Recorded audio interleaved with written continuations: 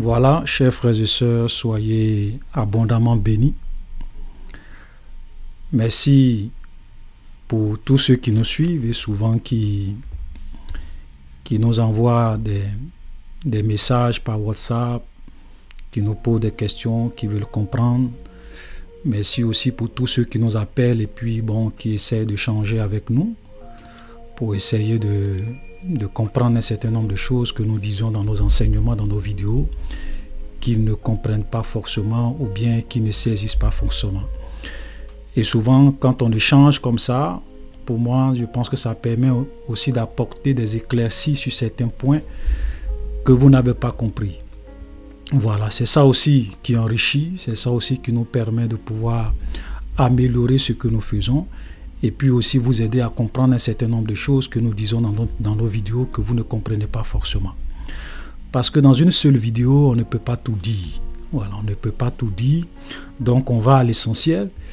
Et souvent, parce qu'on n'a pas tout dit, si vous avez des préoccupations spécifiques, n'hésitez pas. Voilà, vous avez mon numéro WhatsApp qui s'affiche là. Donc, vous pouvez m'envoyer des textos, m'envoyer des vocales. On peut échanger. Et puis, je pourrais encore vraiment vous expliquer un certain nombre de choses. Peut-être que vous n'avez pas bien compris. Et vous pouvez aussi, pourquoi pas, m'apprendre des choses que j'ignore. Voilà. Parce que la vérité, c'est que personne ne peut prétendre connaître toute la vérité. Personne ne peut prétendre connaître toutes choses. Voilà.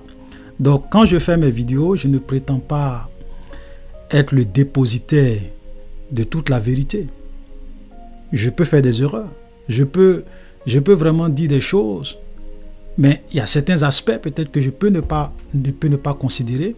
Donc, quand vous posez vos questions ou bien même quand vous échangez, on essaie de s'enrichir mutuellement. C'est ça aussi la vie chrétienne, c'est ça aussi l'enseignement de la parole de Dieu. Souvent, c'est malheureux de voir des personnes, je ne dirais pas forcément que ce sont des chrétiens, parce que ça peut être des chrétiens comme ne pas être des chrétiens, parce que sur les réseaux sociaux, on a toutes sortes de personnes. Des gens qui peuvent tomber sur nos vidéos par hasard et puis souvent faire des commentaires rabaissants, insultants, dire des choses qui... Bon, tu te demandes, ça sert à quoi? Voilà, quelqu'un, je remarque quelqu'un qui avait fait un commentaire sur une vidéo que j'avais faite et qui dit tout ça, c'est un faux enseignement. Bon. Chacun est libre de dire ce qu'il pense. Voilà. Donc, tu peux ne pas être d'accord avec moi, dire que ce que je dis est un faux enseignement. Mais l'honnêteté, pour quelqu'un qui se veut sérieux, qui se veut honnête, c'est celui qui va te dire, frère, je ne suis pas d'accord avec toi, et voici les raisons pour lesquelles je ne suis pas d'accord avec toi. Tu as dit ça, c'est faux parce que voici ce que tel verset dit, voilà ce que la parole de Dieu dit, voilà ce que ce verset-là nous apprend. Voilà, et moi, ce sont ces genres de choses-là que moi je veux. Voilà, des gens qui ne s'arrêtent pas seulement sur des commentaires qui disent c'est faux. Mais c'est faux, ça veut dire quoi? Ça veut rien dire. En quoi est-ce que c'est faux? Et si vraiment tu veux aider ton frère peut-être à connaître la vérité, tu lui dis voici la vérité. Ça, c'est quelqu'un qui veut vraiment aider, qui veut vraiment partager ce qu'il sait pour que celui qu'il pense qui est dans l'erreur puisse vraiment connaître la vérité et changer. Jésus a dit, vous connaîtrez la vérité vous affranchira. Donc si toi tu connais la vérité, pourquoi tu ne partages pas? Voilà, venir simplement faire un commentaire, dire, oui c'est faux. Ça ne veut rien dire. Oui, tu es un mystique, parce que j'ai déjà vu un commentaire comme ça, tu es un mystique. En quoi est-ce que je suis un mystique? Pourquoi tu dis que je suis un mystique? Qu'est-ce qui te fait dire que je suis un mystique? Explique-toi. Peut-être que ça peut m'aider parce que souvent, ce que les gens disent peuvent t'aider à toi-même te remettre en cause. Et puis, à voir est-ce que ici, je ne me trompe pas. Voilà. Moi, je le dis et je le répète, chers frères et sœurs, je suis un simple frère, ok, qui prêche la parole de Dieu. C'est-à-dire que Dieu m'a mis à cœur de prêcher sa parole. Je ne suis ni pasteur, ni prophète, ni bishop. Voilà, je suis simplement un simple frère. Voilà, ça me fait penser au prophète Amos. Quand vous lisez Amos au chapitre 12, si je ne me trompe pas, il y a quelqu'un qui a dit au prophète Amos, écoute Amos, on ne veut pas de tes prophéties, va-t'en d'ici, on n'a pas besoin de toi, voilà, voilà, parce qu'il ne voulait pas écouter la vérité qu'Amos prêchait. Et Amos lui a dit, écoute, je ne suis ni prophète, ni fils de prophète. Je suis un berger et je cultive des sycomores et j'étais derrière mes troupeaux et l'Éternel m'a dit, va prophétiser. J'aime bien ça, vous voyez. Donc, parce que souvent, quand on arrive à des moments où la vérité disparaît, où ceux qui sont censés prêcher la vérité ne le font pas, Dieu va susciter des bergers. Il va susciter des cultivateurs. Il va susciter des informaticiens. Il va susciter des gens de nulle part, des jeunes gens, des jeunes filles de nulle part. Et il va mettre sa parole dans leur bouche. Et il va leur dire, va prêcher la vérité. Voilà. Donc, nous devrons vraiment être humbles, descendre de nos piédestals. On est libre de critiquer, on est libre de ne pas être d'accord avec quelqu'un. Mais au moins, soyons honnêtes, soyons cohérents. Et puis, donnons nos points de vue, exprimons-nous clairement pour que ceux que nous pensons qu'ils sont dans l'erreur, qu'ils puissent vraiment connaître la vérité qui va aussi les aider à avancer avec le Seigneur. Voilà la vérité. Amen. Voilà. Donc, chers frères et sœurs, soyez vraiment bénis. C'était juste une petite parenthèse. Donc, aujourd'hui, nous allons parler des temps dans lesquels nous sommes, les temps de la fin. Et nous allons, ensemble, on va essayer de faire un certain nombre de constats concernant la fin des temps. De temps en temps, on va aussi entrer dans la parole de Dieu, vous expliquer un certain nombre de choses pour que cela puisse vous aider à faire beaucoup attention, beaucoup attention, surtout les temps dans lesquels nous sommes. Concernant les temps de la fin, c'est que nous assistons aujourd'hui à une augmentation des fausses visions et des fausses révélations. Voilà. Et je pense qu'aujourd'hui, c'est vraiment quasiment, j'ai envie de dire, quasi quotidien. Vous allez sur Internet, sur les réseaux sociaux, il y a chaque fois de nouvelles visions, de nouvelles révélations sur le paradis, sur l'enfer. Il y a chaque fois de nouveaux témoignages, voilà, de nouvelles expériences, des expériences surnaturelles, voilà, que les gens souvent attribuent à Dieu. Aujourd'hui, il y en a plein sur Internet.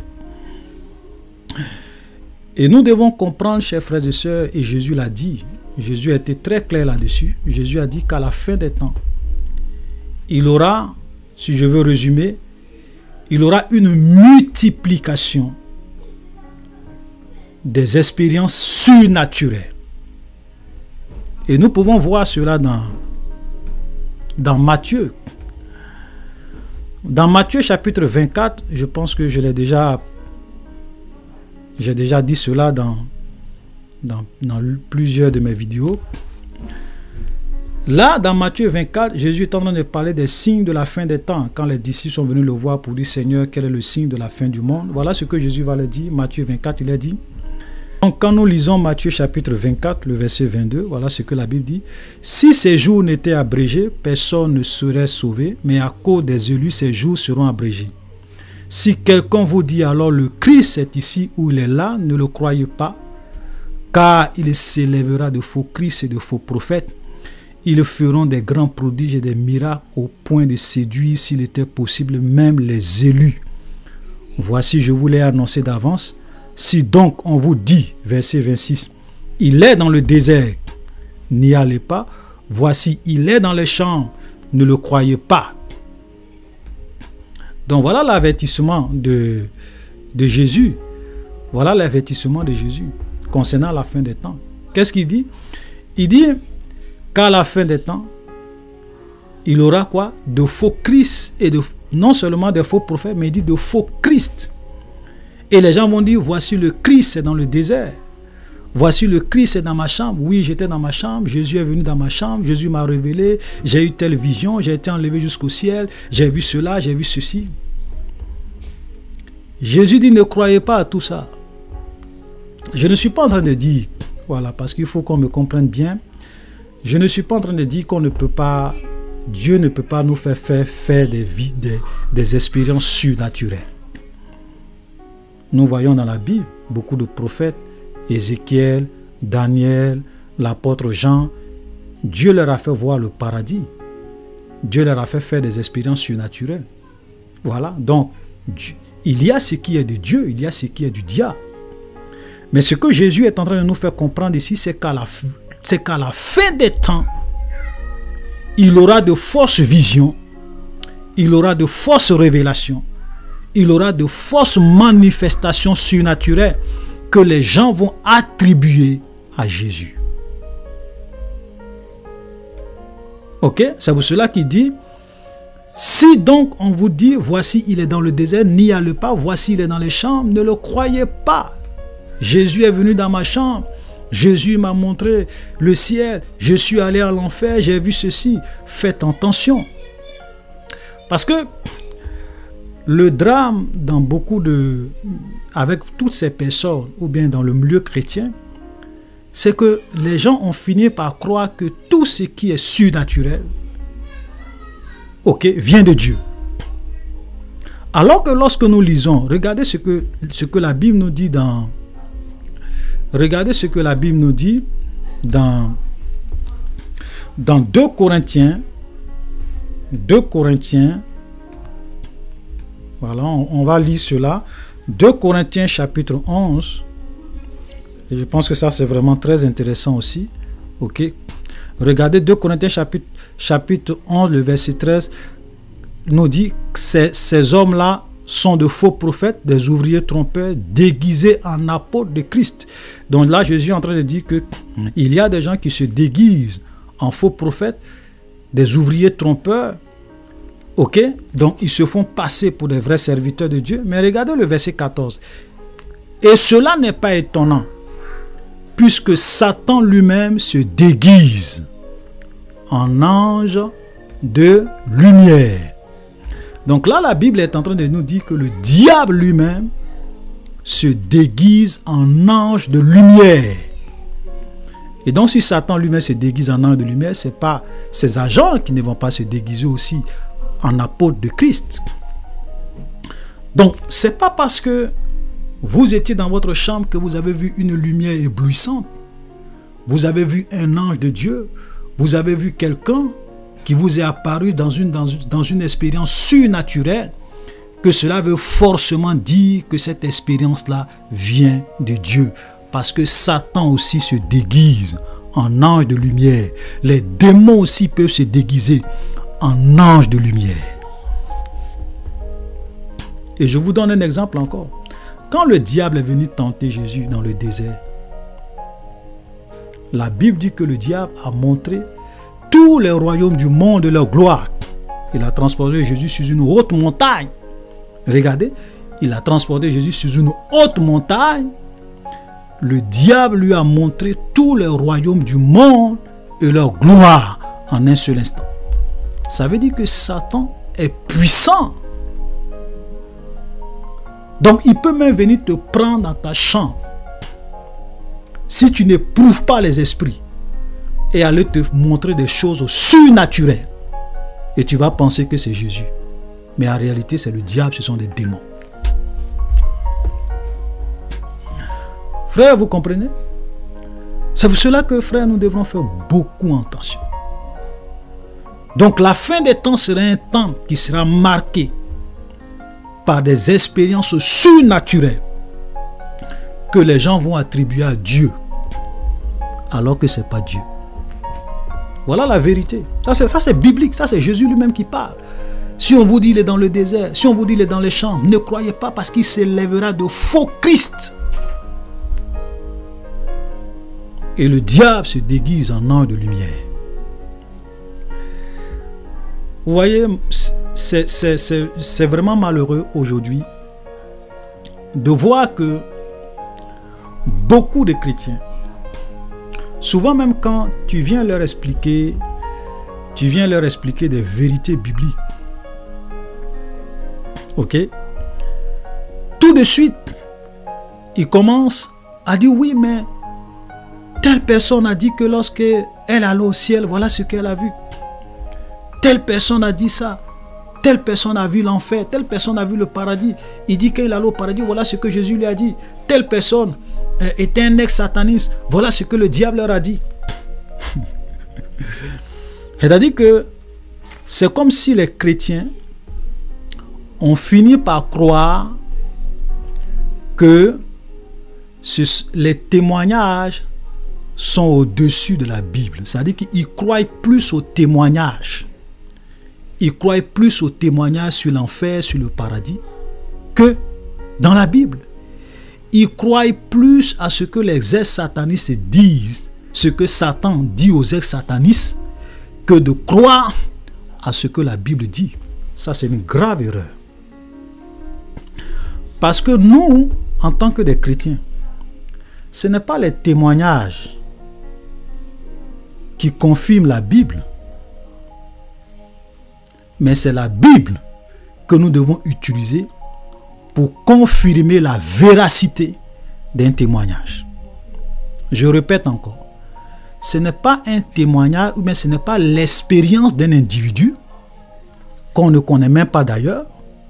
On ne sait pas s'il ment, on ne sait pas s'il dit la vérité, et même s'il ne ment pas, rien ne nous dit que l'expérience qu'il a vécue n'est pas une expérience que le diable lui a fait voir. Parce que Satan se déguise en ange de lumière. Donc on ne peut pas se baser sur le témoignage de quelqu'un pour dire oui, ça c'est vrai parce qu'il a... Non. Qu'est-ce que la Bible dit? Et vous avez souvent des témoignages qui contredisent la parole de Dieu. Et les chrétiens avalent ça. Frères, faisons beaucoup attention. C'est comme aujourd'hui, on a des gens, oui, je suis allé à l'enfer.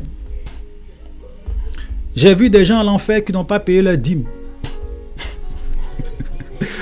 Ou bien, voilà, je suis allé à l'enfer, j'ai vu des gens qui ne payaient pas leur dîme qui étaient à l'enfer.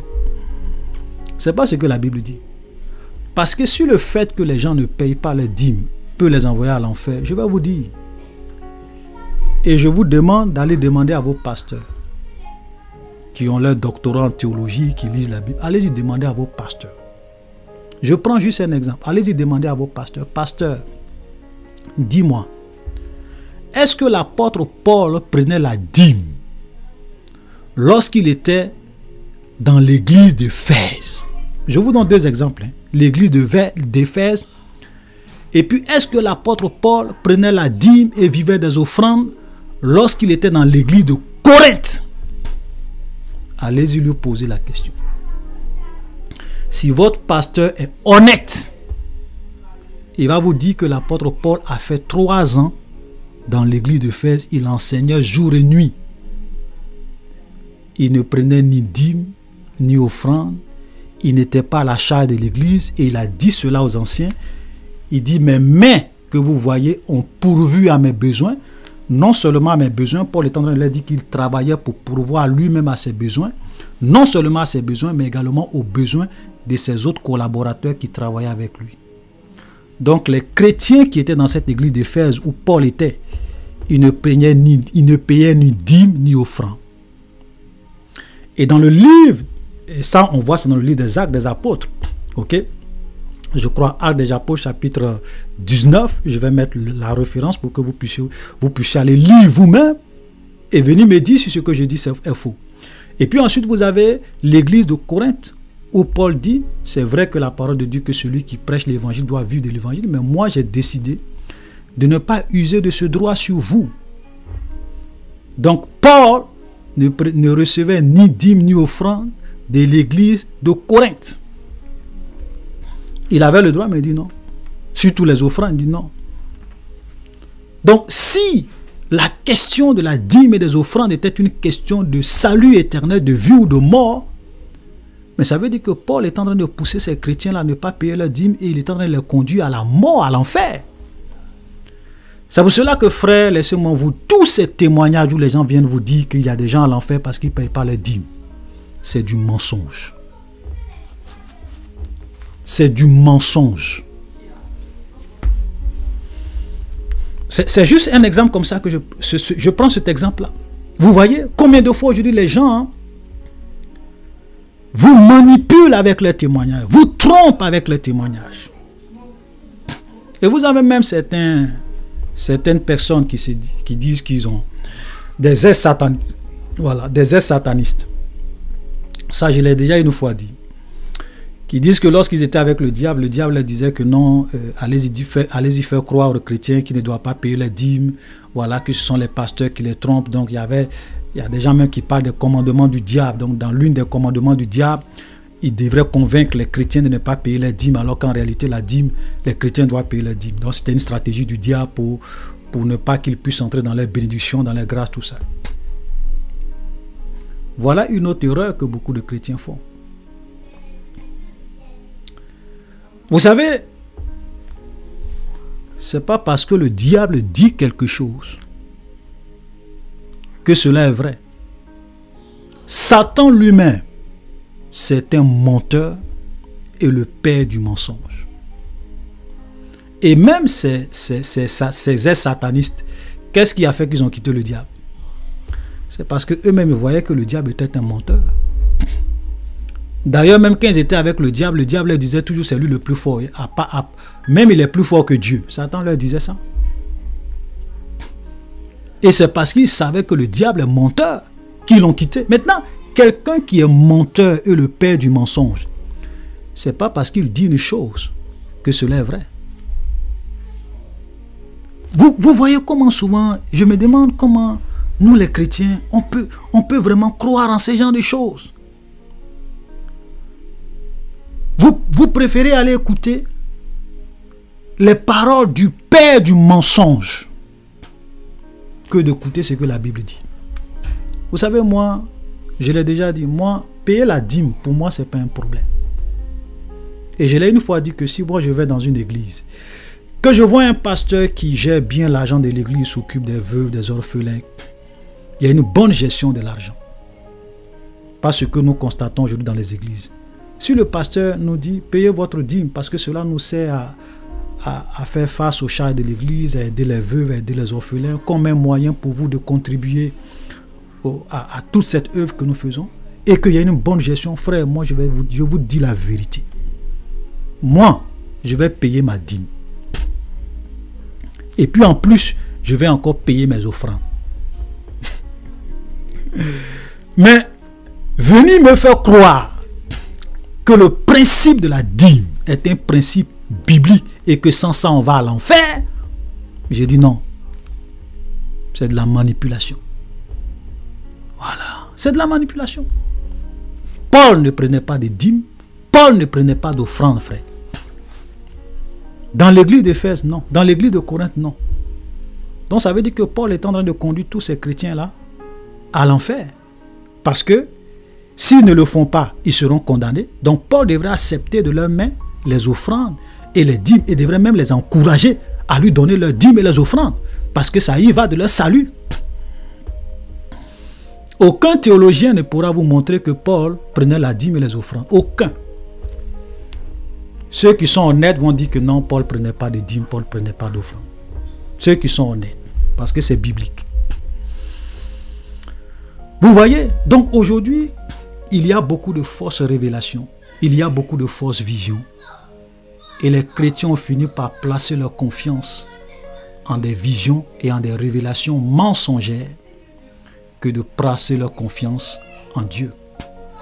Moi, je ne dis pas que tous ceux qui viennent dire qu'ils ont fait des expériences, ces expériences-là sont fausses. Non, mais je dis, toutes les expériences ne viennent pas forcément de Dieu parce que Satan aussi peut se déguiser en ange de lumière. Il peut vous faire croire des choses qui ne sont pas vraies. Et toute révélation qui contredit la parole de Dieu doit être automatiquement rejetée. Voilà. Donc, à la fin des temps, il y aura un accroissement des fausses visions et des fausses révélations. J'écoutais un pasteur américain un conférencier américain qui s'appelle Justin Peter. Voilà. Et il a fait vraiment une conférence sur ses forces, sur ses visions, sur le paradis, ses best-sellers, parce qu'il y a des gens aux États-Unis qui ont vraiment écrit des livres, qui sont allés au paradis. Il y en a plein.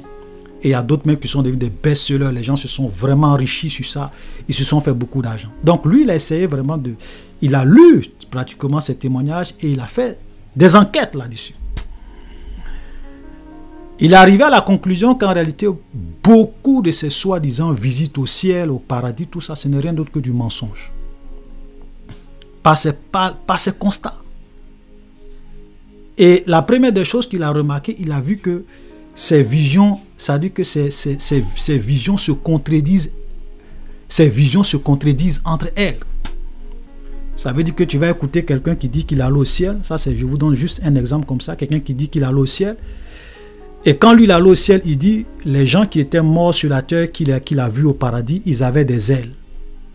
Ils avaient des ailes, sauf peut-être Jésus, qui n'avait pas d'ailes.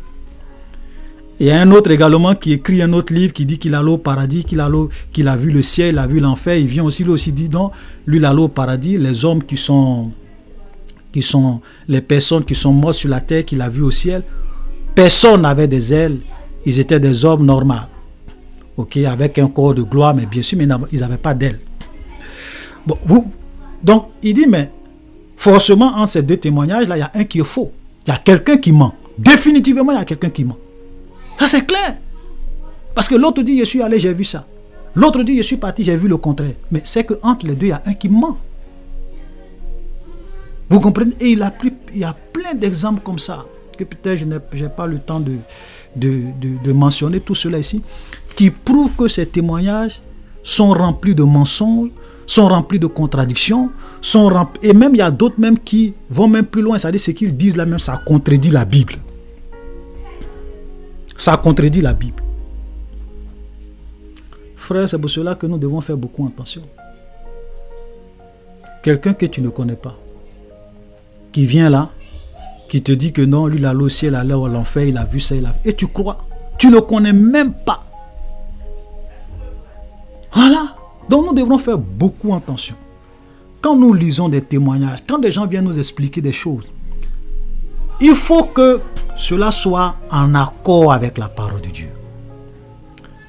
Tout témoignage, toute vision, toute révélation qui contredit les doctrines bibliques ou qui contredit des vérités bibliques, nous devrons automatiquement et systématiquement les rejeter.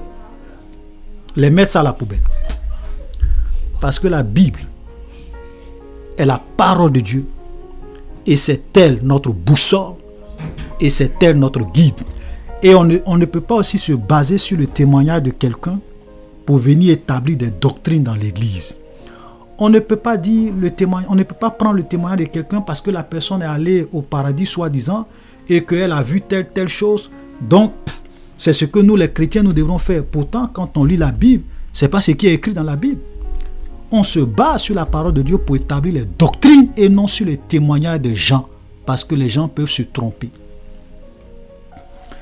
Et la plupart des témoignages que moi j'ai eu à écouter, très souvent, bien, voilà, vous allez voir que les gens même qui ont des expériences surnaturelles, quand les démons leur apparaissent, ou bien quand les esprits leur apparaissent, ils ne cherchent pas à éprouver, à tester ces esprits pour voir s'ils sont de Dieu. Parce qu'ils ont vu une lumière. En même temps, ils se laissent emballer. Satan se déguise en ange de lumière.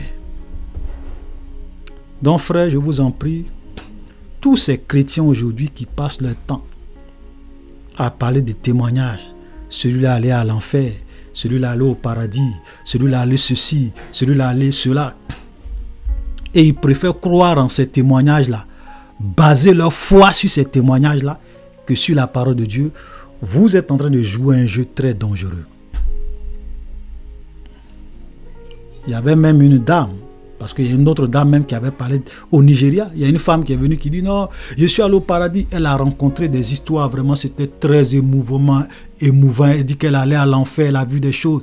Et tout ce qu'elle expliquait aux gens, ça faisait tellement peur. Les gens même, vraiment, elle pouvait même faire pleurer les gens.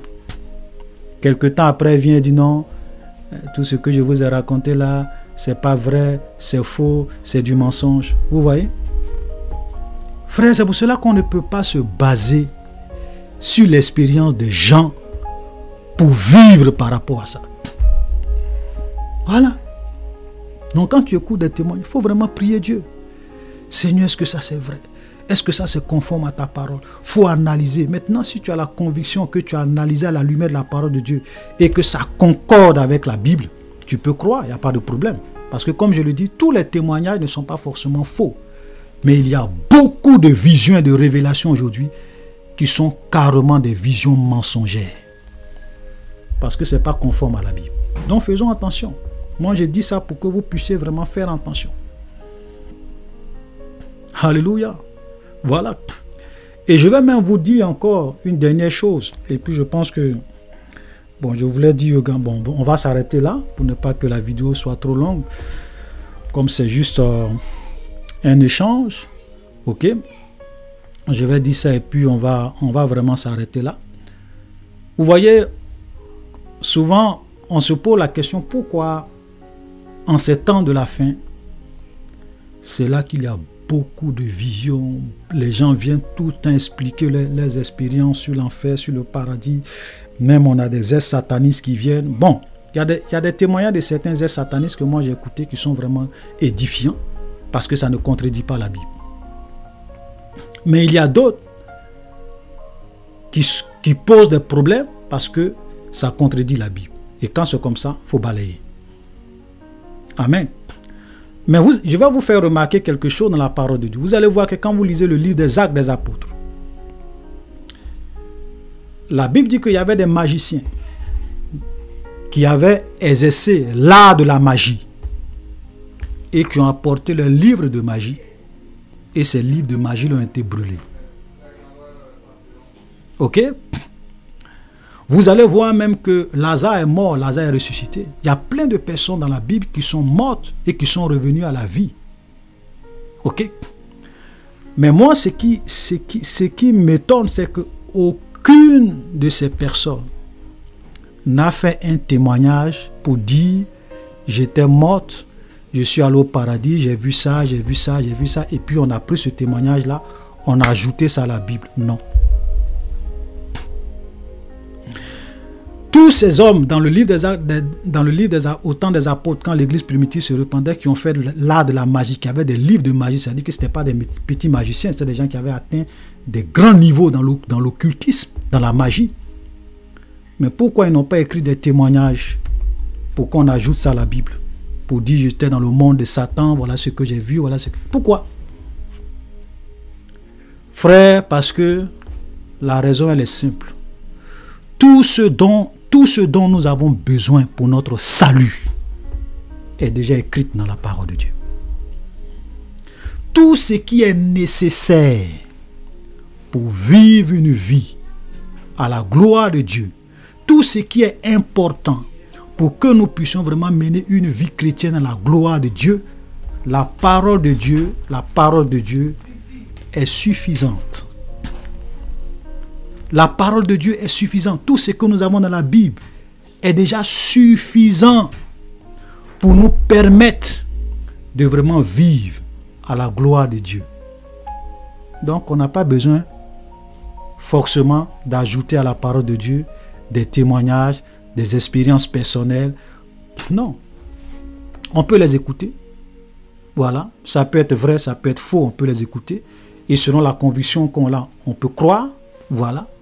Mais, ce qui est nécessaire pour notre salut spirituel, la Bible, tout est dans la Bible. S'il y a quelque chose qui était vraiment important pour notre vie spirituelle, Dieu n'allait pas nous cacher ça.